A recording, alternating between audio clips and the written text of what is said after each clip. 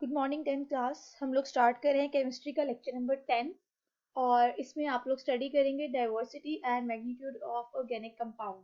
Diversity and magnitude का मतलब है कि आप देखोगे कि ऑर्गेनिक कंपाउंड्स की कितनी टाइप्स हैं और कितनी वैरायटी ऑर्गेनिक कंपाउंड की हमारे पास मौजूद है। ऑर्गेनिक कंपाउंड को आप स्टार्ट से ही देख रहे हैं कि हम डिफरेंट स्टडी कर रहे हैं other than remaining compound and elements.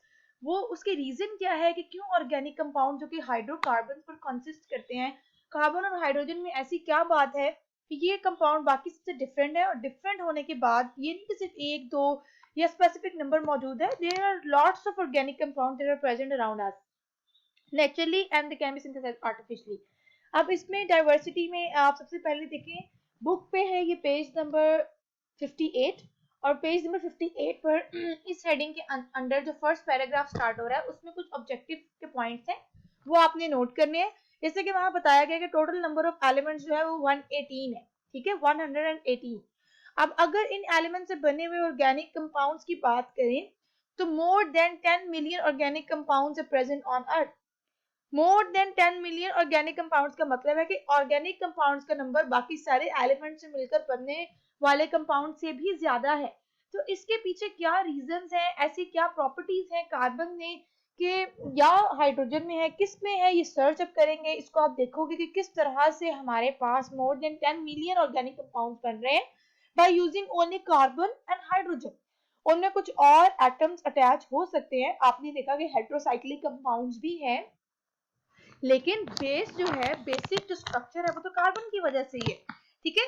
तो नेक्स्ट मूव करते हैं, हमारे पास फर्स्ट पॉइंट आ रहा है कैटिनेशन का। It means catenation first reason है for the diversity of organic compound. अभी कैटिनेशन क्या है इसको स्टडी करते हैं। कैटिनेशन बेसिकली आप ये देखिए कि कार्बन कंपाउंड्स जो हैं एक दूसरे से लिंक होते हैं, ठीक है। लिंक होने का मतलब क्या है कि आपके पास कार्बन कंपाउंड्स के लिंक होने का मतलब ये है कि कार्बन में आपने पीछे जितनी भी टाइप्स पढ़ी हैं कार्बन कंपाउंड्स की, वो सिंगल कोवलेंट बॉन्ड बना रहे हैं या डबल बना रहे हैं, वो स्ट्रेट चेन की फॉर्म में है, वो ब्रांच चेन की फॉर्म में है, वो लिंक होकर रिंग स्ट्रक्चर बना रहे हैं, वो रिंग बेंजीन है या वो नॉन बेंजोइक कंपाउंड है, जितनी भी वैरायटी आपके पास मौजूद है उस सारे में अगर आप देखो तो वो सब मिलकर तो कार्बन हाइड्रोजन से बन रहे हैं ना।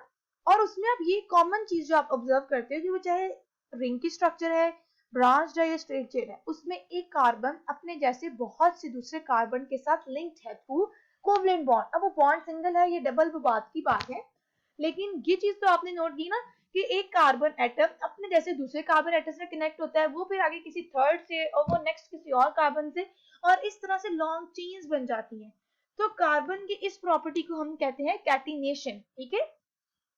कैटिनेशन एक जनरल टर्म है, इसका मतलब होता है the linkage of atoms of the same element into longer chains. अगर एक जैसे एटम्स कंबाइन होते जाएं तो वो लॉन्ग चेन्स बना देते हैं, उसको कहते हैं हम कैटिनेशन। और कैटिनेशन इन कार्बन में अगर हम बात करें तो कार्बन के बहुत से एटम्स आपस में कंबाइन होते हैं, जैसे कि आपने देखा मीथेन के साथ फिर ethane, propane, butane, pentane, hexane, decane तक आपने देखा है। लेकिन ये काउंटिंग सिर्फ 10 पे खत्म नहीं होती, आपके पास ऐसे ऑर्गेनिक कंपाउंड मौजूद हैं जो 50 ऑफ कार्बन एटम्स या मोर देन दैट पर कंसिस्ट करते हैं।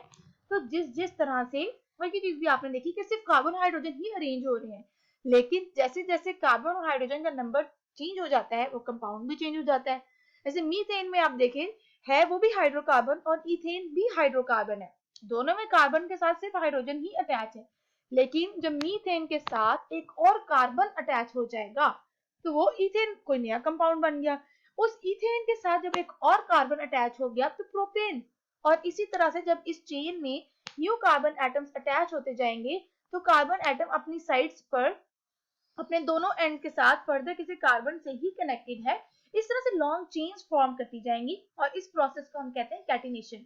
अब बाकी कोई एलिमेंट कैटिनेशन शो नहीं करता, मतलब हर कोई एलिमेंट की शो नहीं कर सकता।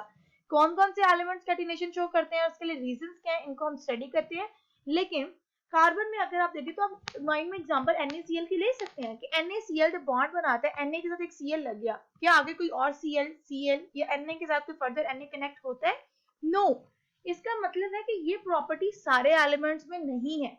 स्पेसिफिकली कार्बन में अगर आप देखो कि एक कार्बन से फर्दर कार्बन कनेक्ट होते जाते हैं, चेन इलोंगेट होती जाती है और इस तरह से नए कंपाउंड्स सिंथेसाइज होते चले जाते हैं। आपको यहाँ पे एग्जांपल दी गई है कि देखिए अगर चेन में 3 कार्बन कनेक्टेड हैं तो वो तीनों कार्बन मिलकर प्रोपेन बना रहे हैं वो कार्बन ही, और इस तरह से कार्बन की अगर चेन लंबी हो जाए उसमें एक और कार्बन ऐड हो जाए तो वो ब्यूटेन बना रहे हैं। ब्यूटेन अभी आपने देखा कि ये तो स्ट्रेट चेन थे, इस तरह से क्लोज चेन भी हो सकते हैं। ये भी ब्यूटेन है, ये भी ब्यूटेन है, दोनों 4 कार्बन पर कंसिस्ट कर रहे हैं, लेकिन कार्बन एटम्स की अरेंजमेंट चेंज होने से नाम भी चेंज हो गया। ये साइक्लोब्यूटेन हो गया, ये वाला आपके पास साइक्लोब्यूटेन है और ये आपके पास ब्यूटेन है। तो आप देखो कि दोनों में कार्बन एटम का नंबर सेम है, लेकिन अरेंजमेंट चेंज होने से नाम चेंज हो गया। इन दो में अगर आप देखो फर्स्ट टू में तो प्रोपेन और ब्यूटेन है, ये डिफरेंस किस वजह से आया, नंबर ऑफ कार्बन एटम की वजह से। अब ब्यूटेन के आगे स्ट्रेट चेन में अगर एक और कार्बन लग जाएगा तो वो भी एक नया कार्बन बन जाएगा, नया कंपाउंड बन जाएगा। तो इस प्रॉपर्टी को हम कहते हैं कैटिनेशन, कि एक एटम अपने जैसे बहुत से एटम्स को अपने साथ लिंक कर लेता है और वो लॉन्ग चेन्स फॉर्म करता है, इसे कह रहे हैं हम कैटिनेशन, जो कि कार्बन की प्रॉपर्टी है।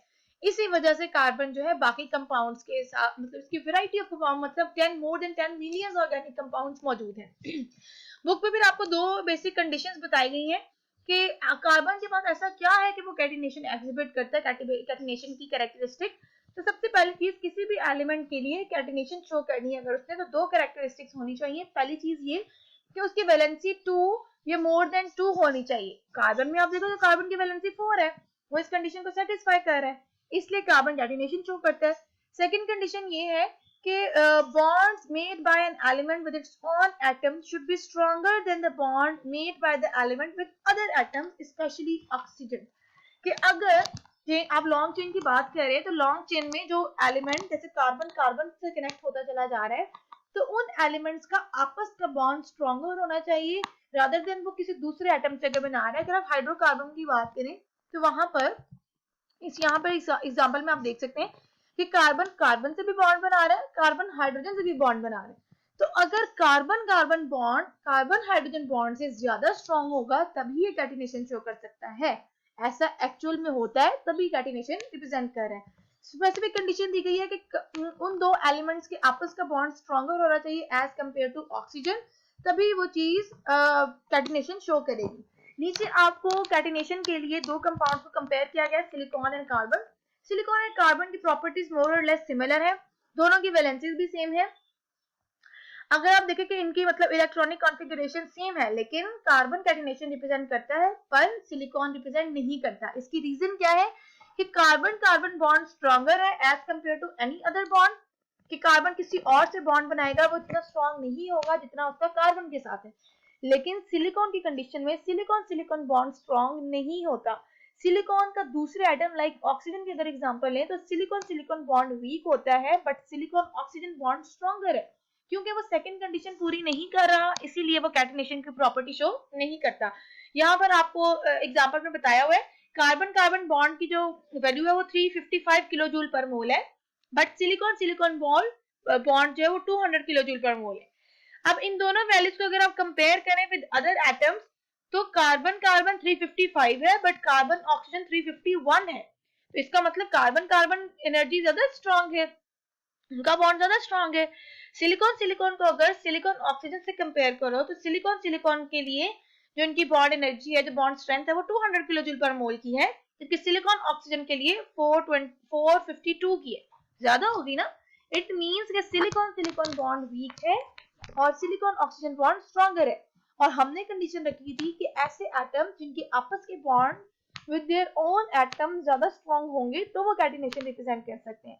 इसीलिए कार्बन के अंदर क्योंकि ये यूनिक प्रॉपर्टी है कैटिनेशन की, जिसकी वजह से वो लॉन्ग चेन्स बनाता है, जैसे जैसे चेन इलोंगेट होती जाएगी नया से नया कंपाउंड बनता जाएगा और बॉन्ड की अरेंजमेंट चेंज हो गई, स्ट्रक्चर चेंज हो गया, स्ट्रेट है, ब्रांच है, साइक्लिक है, तो उसकी न्यू फॉर्म सिंथेसाइज होती चली जाती है। इसीलिए आपके पास ऑर्गेनिक कंपाउंड्स की बहुत ज्यादा वैरायटी मौजूद है। नेक्स्ट हम, ये आपकी आज की डायरी है स्टूडेंट्स, ये आपकी मंडे की डायरी है कैटिनेशन। नेक्स्ट हम देख रहे हैं आइसोमेरिज्म, यहाँ से आपकी नेक्स्ट डे ट्यूसडे की डायरी स्टार्ट हो रही है, पेज नंबर 59 पर है। Isomerism, strength of covalent bond of carbon and multiple bonding, ये 3 पॉइंट्स ट्यूसडे की डायरी में जाएंगे। अब आइसोमेरिज्म जो है ये सेकंड रीजन है जिसकी वजह से ऑर्गेनिक कंपाउंड की इतनी डाइवर्सिटी हमारे पास मौजूद है। ये आइसोमेरिज्म क्या होता है इसको हम देखते हैं। आइसोमेरिज्म का मतलब है to form a phenomena through which a compound form its isomers. अब आइसोमर्स क्या होता है? आइसोमर्स बेसिकली, अगर आपको छोटी सी एग्जांपल से समझाऊं फिर मैं आपको बताती हूँ। आप देखें कि आइसोमर्स ऐसे कंपाउंड्स होते हैं जिनके मोलेकुलर फॉर्मूला सेम होते हैं बट उनके स्ट्रक्चरल फॉर्मूलाज डिफरेंट होंगे। जैसे कि आप इस एग्जांपल में देख लें कि आपके पास ये फर्स्ट वाला जो है ये ब्यूटेन है, नीचे लिखा हुआ है आइसोब्यूटेन। ऐसा क्यों? इसमें अगर आप कार्बन के एटम काउंट करें तो 4 है, इसलिए ये ब्यूटेन है। अगर नीचे वाले में आप काउंट करें 1 2 3 4, ये 4 कार्बन एटम है, इसका मतलब ये भी ब्यूटेन हुआ। लेकिन इसको हम ब्यूटेन नहीं कह सकते, ब्यूटेन जो था वो स्ट्रेट चेन में था। अगर आप नीचे वाले ब्यूटेन का स्ट्रक्चर कंपेयर करोगे तो वो तो डिफरेंट हो गया। अब इनके मोलेकुलर फॉर्मूला की अगर बात की जाए वो सेम है, C4H10, दोनों में C4H10 है, लेकिन इनके स्ट्रक्चरल फॉर्मूला डिफरेंट है। क्या आपको दोनों का स्ट्रक्चर देखने में एक जैसा लग रहा है? नो, ये डिफरेंट है। इसीलिए नीचे वाला स्ट्रक्चर जो है, क्योंकि ये ब्यूटेन से ही ओरिजिनेट हुआ है, तो इसको हम कहते हैं ये ब्यूटेन का आइसोमर है और इसे रिप्रेजेंट किया जाता है आइसोब्यूटेन से। आइसोमर्स बनते कैसे हैं? टर्मिनल कार्बन उतरकर अगर सेंट्रल कार्बन पे जाकर अटैच हो जाए तो उस फॉर्म को हम कहते हैं आइसोब्यूटेन। अगर ऐसा किसी पेंटेन के साथ हो जैसे कि आप यहाँ पर देखें सेकंड नंबर, सॉरी, अगर टर्मिनल कार्बन उतरकर सेकंड नंबर के कार्बन पे जाके लग जाएगा सॉरी, तो उसको हम कहते हैं आइसोब्यूटेन। आइसो का स्ट्रक्चर होगा। इसी तरह आपको नेक्स्ट एग्जांपल में पेंटेन दिखाया हुआ है। यहाँ पे आप देखिए 5 कार्बन कंपाउंड है, ये पेंटेन है, लेकिन जब इस पेंटेन में से एक टर्मिनल कार्बन उतर के सेकंड कार्बन के साथ जाकर अटैच हो जाएगा तो ये पेंटेन नहीं रहेगा, ये आइसोपेंटेन हो जाएगा। आइसो का मतलब है कि ये अपने पेंटेन का कोई आइसोमर है ये पेंटेन, इट मींस कि ये 5 कार्बन कंपाउंड है लेकिन ये नॉर्मल पेंटेन से डिफरेंट है, इसीलिए इसको कहते हैं आइसोपेंटेन। इसके बाद आप आगे देख रहे हैं नियोपेंटेन के अगर दूसरा टर्मिनल कार्बन भी उतरकर सेकंड वाले पे जाकर लग जाएगा तो फिर रहेगा ये भी 5 कार्बन कंपाउंड, लेकिन इसका स्ट्रक्चर पहले दो से बिल्कुल ही डिफरेंट हो गया, तो इसे हम कहते हैं नियोपेंटेन। अब देखो ये नाम चेंज होने का मतलब है कंपाउंड चेंज हो गया। एक ही पेंटेन मतलब एक ही 5 कार्बन वाला कंपाउंड जो है, अगर उसमें एटम्स की अरेंजमेंट डिफरेंट हो गई तो वो नया कंपाउंड बन जाता है, लाइक एनपेंटेन, आइसोपेंटेन और नियोपेंटेन। तो इस एग्जांपल, इन दो एग्जांपल्स को समझाने का मतलब था आपको आइसोमर्स के बारे में बताना। आइसोमर्स क्या होते हैं? आइसोमर्स ऐसे कंपाउंड्स होते हैं जिनके मोलेकुलर फॉर्मूलाज सेम होते हैं लेकिन उनमें एटम्स की अरेंजमेंट डिफरेंट होने की वजह से उनके स्ट्रक्चरल फॉर्मूलाज डिफरेंट हो जाते हैं, तो उन्हें हम कहते हैं आइसोमर्स। आइसोमर्स की एग्जांपल्स आपने नोट कर लेनी है, ब्यूटेन और इसका आइसोमर है आइसोब्यूटेन। नेक्स्ट है आपके पास पेंटेन, तो पेंटेन के आइसोमर्स हैं एन-पेंटेन, आइसोपेंटेन एंड नियोपेंटेन। इससे आप ये देख रहे हो कि जैसे जैसे चेन में number of carbon atom increase होता जाता है उसके आइसोमर्स भी इंक्रीज हो जाते हैं। ऐसे पेंटेन का एक आइसोमर है तो आपके पास सॉरी ब्यूटेन का एक आइसोमर है और पेंटेन के 3 आइसोमर्स हैं। आइसोमर्स बनाने के फिनोमेना को कहते हैं आइसोमेरिज्म, क्योंकि कार्बन के पास ये एबिलिटी है कि वो आइसोमर्स बना सके, इसीलिए उसकी इस एबिलिटी को हम कहते हैं आइसोमेरिज्म। आइसोमर्स फिर से रिवाइज कर रही हूँ, isomers are the compounds that have same molecular formula but their arrangement of their atom is different, that's why they exhibit different structural formulas। अब इसमें आप देखें कि दो एग्जांपल्स थी, दोनों से आप टैली कर सकते हैं कि दोनों के मोलेकुलर फॉर्मूला सेम है। मोलेकुलर फॉर्मूला सेम होने का मतलब C4H10 है, लेकिन दोनों में C4 और H10 की अरेंजमेंट्स डिफरेंट है। Arrangement different, molecular formula same है, तो ये है आइसोमर्स। नेक्स्ट आपको नेक्स्ट वीडियो में मिलेगा बाकी जो आपके 2 पॉइंट्स रह गए हैं और ये ट्यूसडे की डायरी आपकी चल रही है।